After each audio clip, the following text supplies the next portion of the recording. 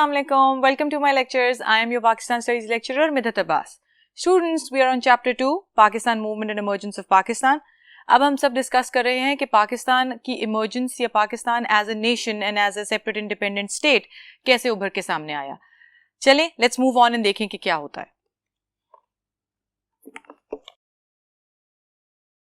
Now, we started off with Ayub Khan. Ayub Khan ने क्या changes की, कैसे मार्शल लॉ इम्पोज किया, मार्शल लॉ क्या होता है, and what steps he took. Now we are going to move ahead. Let's recall that Ayub Khan abrogated the Constitution of 1956 in October 1958. Now, when he came in charge and he imposed the martial law, he became the head. What he wanted to do was to devise a new framework. अब जो सबसे बड़ा मरहला या सबसे बड़ा challenge जो अयूब खान के सामने था वो ये था कि अयूब खान एक नई कॉन्स्टिट्यूशन प्रिपेयर करे या प्रिपेयर करवाए जिस पे मुल्क गवर्न किया जा सके. चलें, let's do a small recall. आप वीडियो पॉज कीजिए और अपने पास कॉन्स्टिट्यूशन की डेफिनेशन रिकॉल करके लिखिए. लिख ली? Now I hope you all definitely would have remembered कि कॉन्स्टिट्यूशन एक ऐसा फ्रेमवर्क, ऐसे सेट ऑफ रूल्स और लॉज हैं जो कि ये डिसाइड करते हैं कि गवर्नमेंट के पास कितनी पावर होगी, क्या रिस्पॉन्सिबिलिटीज होंगी और सिटीजन्स को क्या राइट्स दिए जाएंगे. Right? Well done. Now let's continue. Now what happened was that Ayub Khan constituted a new commission for drafting a new constitution. अब अयूब खान ने एक नई कमीशन बनाई जो कि न्यू कॉन्स्टिट्यूशन ड्राफ्ट करेगी. ड्राफ्ट करने का मतलब है कि न्यू कॉन्स्टिट्यूशंस लिखेगी या उसमें वो चीजें ऐड करेगी जो कि न्यू कॉन्स्टिट्यूशंस में हो सकती हैं. उसके बाद 1961 में these proposals were presented. ये proposals present की गई and then these amendments were made. Amendments क्या होती हैं? Amendments होती हैं changes. वो changes जो कि necessary होती हैं या जो कि required होती हैं. Now, ये changes की तो गई लेकिन these changes were made according to the desire of the new leader, that was General Muhammad Ayub Khan. उसके बाद these amendments were imposed or enforced as a new constitution on 8th June 1962. 8 जून 1962 को ये new constitution जो है ये impose की गई country के ऊपर. अब आप इस बात पे और इस वर्ड पे गौर करें कि इट वाज इन्फोर्स्ड, इसको जबरदस्ती वहां पे लागू किया गया. चलिए थोड़ी सी नजर डालते हैं उन salient features पे जो इस Constitution of 1962 की थी. Now, the salient features consisted of the Constitution of 1962 was in written form. It consisted of 250 articles and 5 schedules. ये जो Constitution लिखी गई ये बहुत लंबी और बहुत बड़ी थी जिसमें हर एस्पेक्ट को कवर किया गया जिसकी वजह से इसमें 250 articles mean clauses and 5 schedules कि 5 schedules थे इसमें. Second was the Constitution of 1962 was federal in nature. The two wings of the country were given equal status. अब 1962 की Constitution फेडरल थी. फेडरल का मतलब एक सेंट्रल गवर्नमेंट और उसके बाद बाकी सारी चीजें उसके अंडर आएंगी. The two wings, remember जो two wings हमने डिस्कस किए थे, the west wing and the east wing, जिनमें west wing में 4 provinces थे और east wing में 1 province था. They were given the equal status. Irrespective of the fact कि वेस्ट विंग में 4 प्रोविंस आते हैं और ईस्ट विंग में 1 प्रोविंस आता है, इसके बावजूद उनको इक्वल स्टेटस दे दिया गया. Presidential form of government was established. President held extreme powers in the constitution of 1962. अब हेड ऑफ गवर्नमेंट किसको रखा गया? प्रेसिडेंट को. सो प्रेसिडेंशियल पावर्स थी वो एस्टैब्लिश कर दी गई और प्रेसिडेंट को बहुत सारी पावर्स इकट्ठी दे दी गई. अब अगर आप थोड़ा सा इसको एनालाइज करें तो अगर एक बंदे को या एक इंसान को बहुत सारी पावर्स इकट्ठी दे दी जाएं तो उसमें अगर न्यूट्रली देखा जाए तो एक बायस आ जाता है. बायस का मतलब है कि वन साइडेड. वो बंदा फिर अपने दिमाग के लिहाज से उसमें बहुत सारी चेंजेस करता है. कहीं ना कहीं ये बात पीछे रह जाती है कि what other people are saying और what are the desires of the other people और व्हाट आर द प्रीरेक्विजिट्स, क्या डिमांड्स हैं लोगों की. Then various Islamic provisions were incorporated in the Constitution, that is sovereignty of Allah Almighty, an exercise of power through the elected representatives of people. Pakistan was named an Islamic Republic of Pakistan and it was made compulsory for the head of the state to be a Muslim. अब since objective resolution कौन सा year था? 1949. Absolutely right. Now तब से ये decide किया गया था कि absolute power is Allah almighty and Pakistan की जो भी गवर्नमेंट होगी that would be under the Islamic way of life.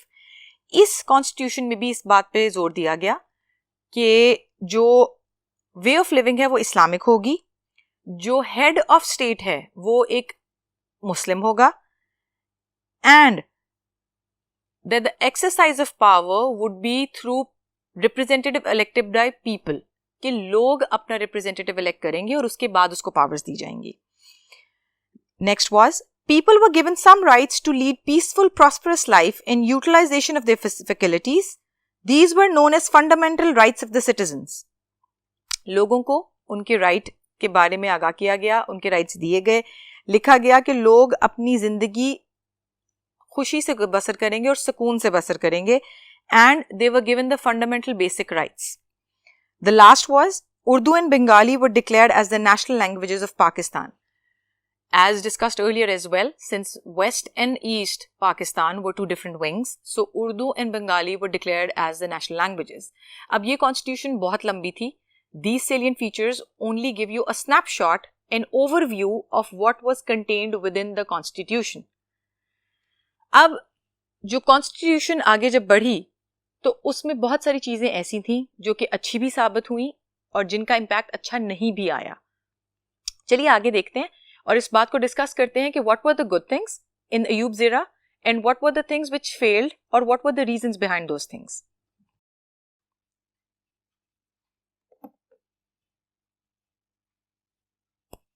चलें अब आगे बढ़ते हैं. ये जो 1962 की कॉन्स्टिट्यूशन थी ये इन प्लेस रही फॉर 10 years, जब तक अयूब का एरा रहा.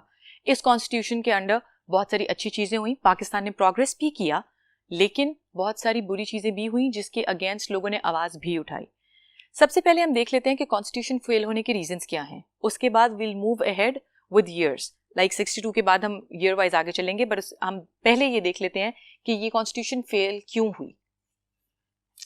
सबसे पहले तो absence of check and balance. अब सिंस इस कॉन्स्टिट्यूशन ने, as you read earlier with me, इस कॉन्स्टिट्यूशन ने प्रेसिडेंट को बहुत सारी पावर्स दे दी, तो चेक एंड बैलेंस खत्म हो गया. सो जब लोअर लेवल्स को ये पावर ही नहीं थी कि वो कोई डिसीजन ले सके और कोई चेक एंड बैलेंस रख सके, सो तब it was a big loophole, एक बहुत बड़ी खामी थी ये इस कॉन्स्टिट्यूशन की. Then there were indirect elections. इस कॉन्स्टिट्यूशन के अंडर इनडायरेक्ट इलेक्शंस हुए जो कि अभी हम आगे डिस्कस करेंगे, and people were totally against those elections, क्योंकि वो इलेक्शंस के रिजल्ट जो थे वो लोगों के रिप्रेजेंटेटिव के थ्रू निकाले गए, लोगों ने खुद वोट करके वो इलेक्शंस के लिए डिसीजन नहीं दिया. Then lack of provincial autonomy. इस कॉन्स्टिट्यूशन में प्रोविंसेस को कोई ऑटोनॉमी नहीं दी गई, कोई आज़ादी, कोई खुद मुख्तियारी नहीं दी गई कि प्रोविंसेस अपने डिसीजंस खुद ले सकें. Then unpopular presidential system.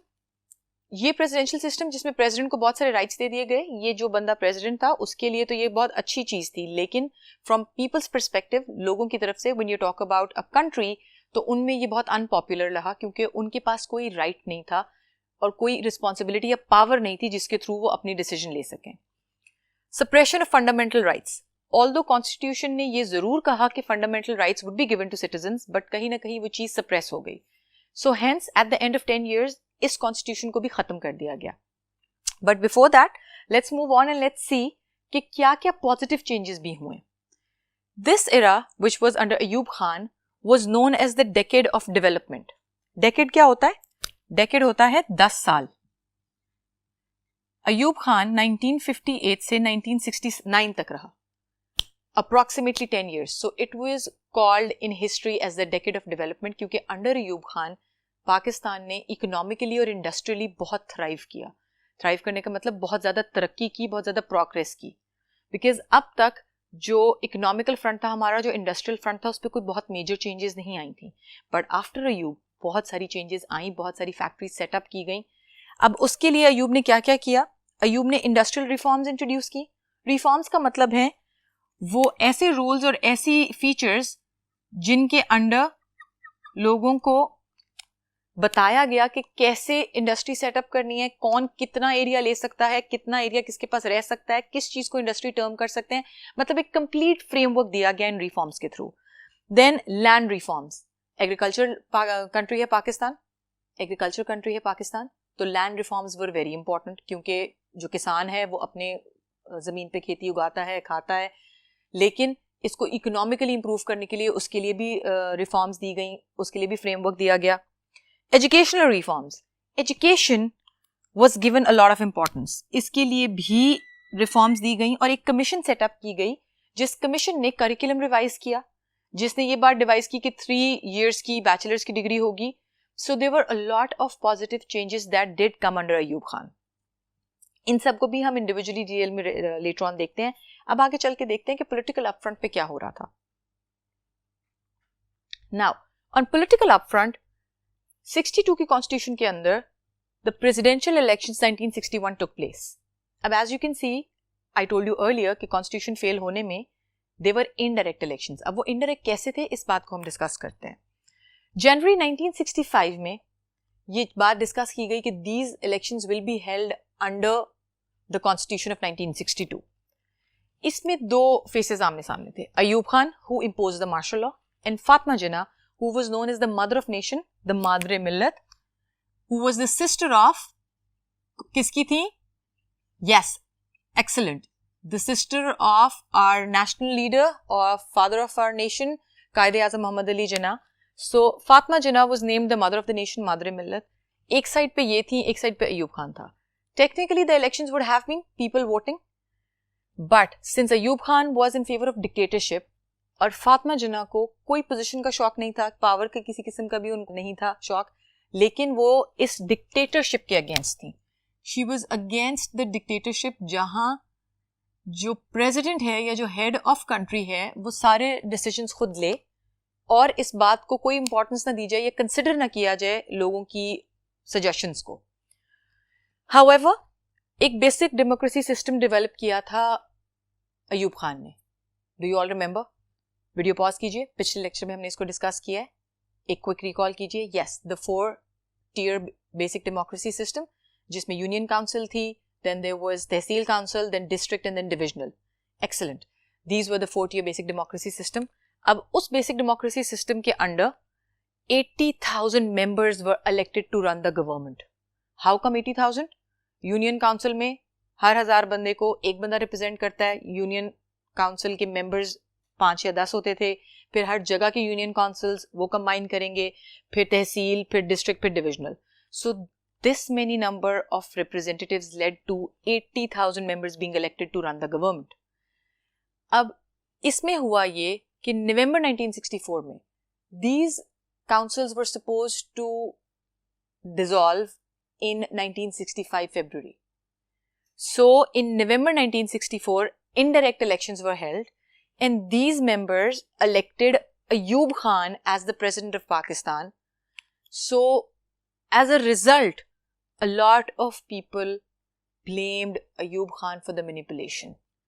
All opposition parties blamed Ayub Khan for manipulation and launched a campaign to restore democracy. अब एक तरह से it was dictatorship because Ayub Khan ने अपनी तरफ से तो लोगों के representative लिए थे, but representatives की अपनी opinion होती है, लोगों की अपनी opinion होती है.